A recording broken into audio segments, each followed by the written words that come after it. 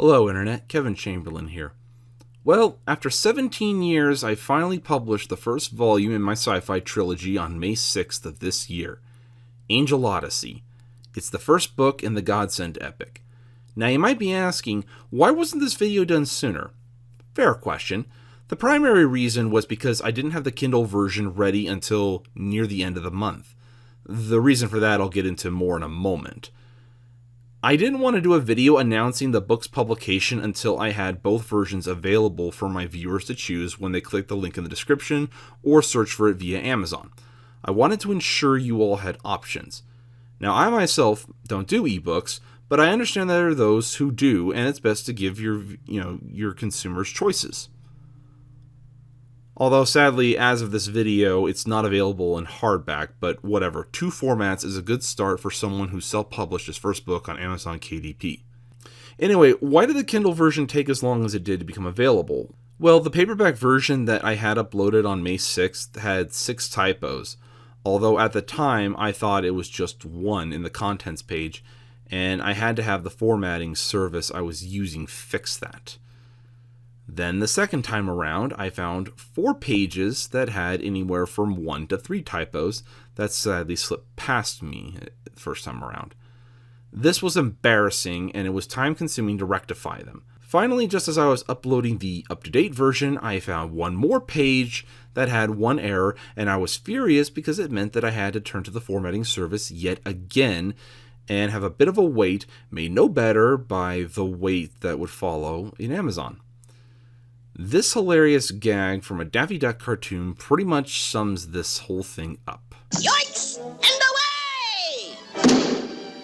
Yoinks and away! Yoinks and away! Yoinks and away! Yoinks and away! Yoinks and away! Anyway, what does this have to do with the Kindle version's delay? Well, the formatting service I used formatted the manuscript in 2 files, a PDF for paperback and an EPUB for Kindle. So if I uploaded the Kindle version that was sent back to me the first time around, then I would have had to fix this twice. So it was better to iron out the paperback and have them kill 2 birds with 1 stone. So with all that said and done, it's finally rectified.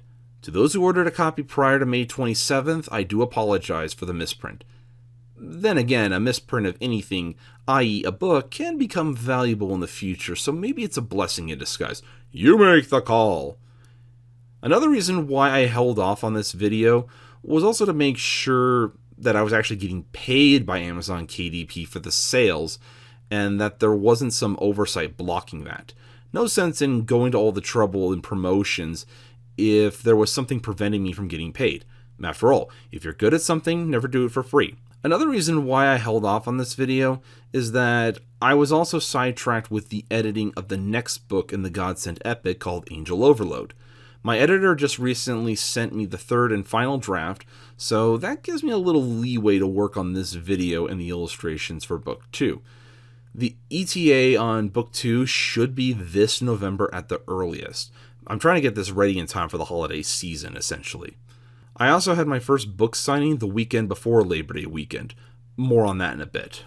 Anyway, with all that out of the way, let me talk a little bit about Angel Odyssey. It's written and illustrated by me. There are a total of 34 illustrations in the story itself. 26 of them are at the start of each chapter, kind of like what you see in Harry Potter and the Chronicles of Narnia. 2 are full-page illustrations, although I should note that 1 is a floor plan layout of the starship for chapter 7, and the other is in the appendix translating the written language displayed in chapter 15. So I don't know if they qualify as illustrations in the traditional sense, but both were drawn by my hands, like all the others, so I guess it counts. I also did the artwork on the cover of this book, and a friend of mine by the name of Michael McKnight, who's a graphic designer by the way, did the cover design, vectorizing it with the series title at the bottom, my name and the placement of the title, and the use of the realistic moons. I drew placeholder moons, and then he fixed it in post. He also gave the flags and heraldry seen in the appendix the smoothness and color while still retaining my artwork. Another friend of mine by the name of Alex Arcade helped refine the map of the galaxy seen in the book itself. I did a rudimentary version of the map on graph paper to act as a guide for him, and it turned out well. Chris Moeller also helped me take the final lock-off for the cover design and converted it to CMYK at the very last minute, without which the colors would have been muted. It's a story for another time, but anyway, thank you all for your help on that. So what's the story about? Here's the plot summary shown in both the Amazon page and the back of the book. It's been 16 years since the second godsend Kilamo Ukame simultaneously ended a civil war in the Genesian Empire and the First Quadrant War, but the conspiracy that has led to his death now intends to unravel his accomplishments. Another Genesian civil war is in the air, and it threatens to divide the other two interstellar superpowers of the Trio Alliance as their enemy, the Iraqian Federation, prepares for war. Without the godsend, hope is lost, or so it seems.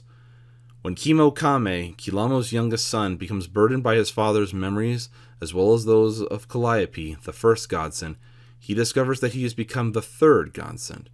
As the new angel prophet and protector, Kimo must make sense of his predecessor's past, and become a fully realized godsend as he works to avenge the plot against his family in a race against time and galactic events. So that's the summary. Basically, it tells the story of Kimo Kame, the youngest of 11, in a futuristic setting of our universe, coming to grips with being the new angel prophet and protector called the Godsend. At age 7, a string of tragedies strike him, and he's forced to live a solitary life in a tropical wilderness after the death of his father. Over the course of 7 years, he gradually learns things that his father had learned growing up as an angel raised on Earth, and that helps him gain an edge.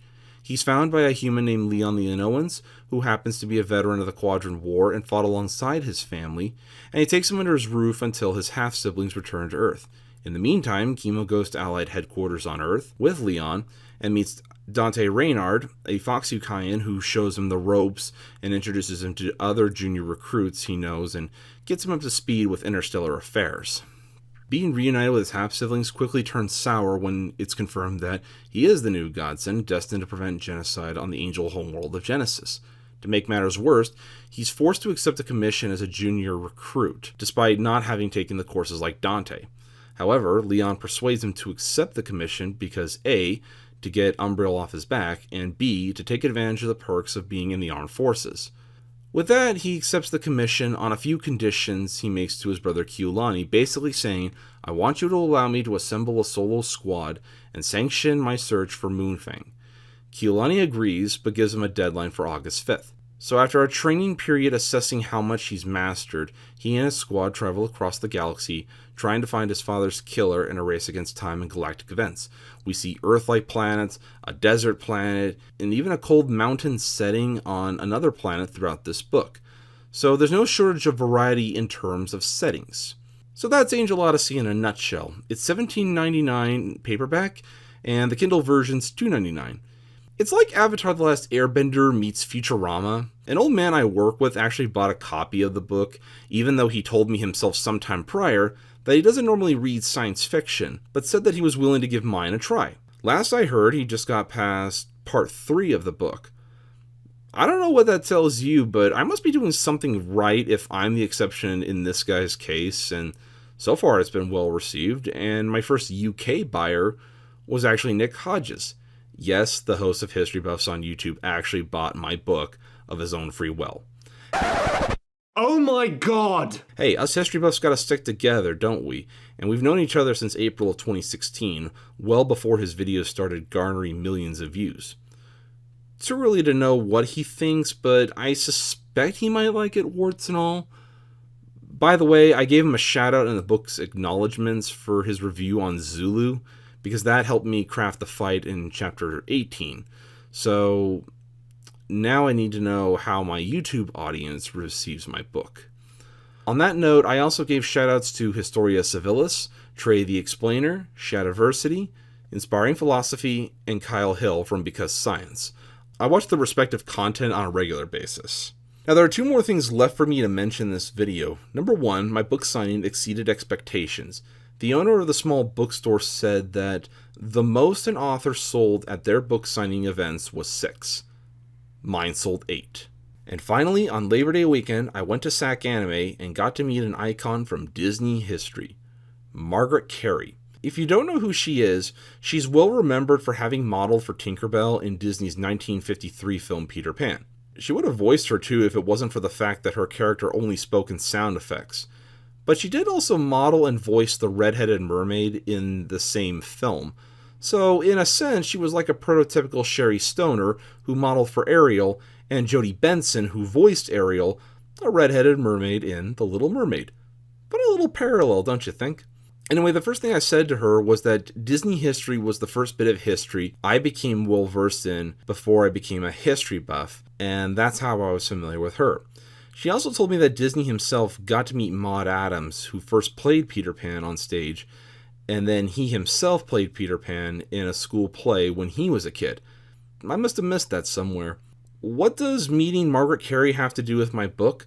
Well, it just so happened that I had a copy of Angel Odyssey, and she thumbed through it looking at my illustrations, including the artwork I did for the cover, and to my astonishment, she asked if she could have it.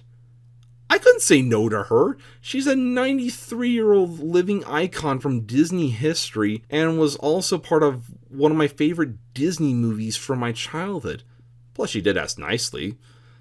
So I said yes, but I did tell her it was a misprint, but on the plus side, it could be valuable. And bless her heart, she was a good sport. She was so understanding and supportive. Further to my surprise, she asked me to sign it at her booth and allowed me to take this picture you're seeing right now. She was signing autographs at $50 a pop, and here I am signing my book at her booth and got to take a picture at no charge, by the way. So I wrote, "To Margaret Carey, thank you so much for being a part of Disney history." I just hope she really likes it and appreciates the amount of passion I put into it, aside from the illustrations. It's not perfect, but then again, Christopher Paolini quoted Rolf Humphreys in the afterword of his debut sci-fi novel To Sleep in a Sea of Stars. Who wants an epic poem absolutely perfect anyway? So anyway, that's all I have to say for the book for now. I'll have more to talk about this book and its 2 sequels later. In the meantime, I've got work to do on Angel Overload.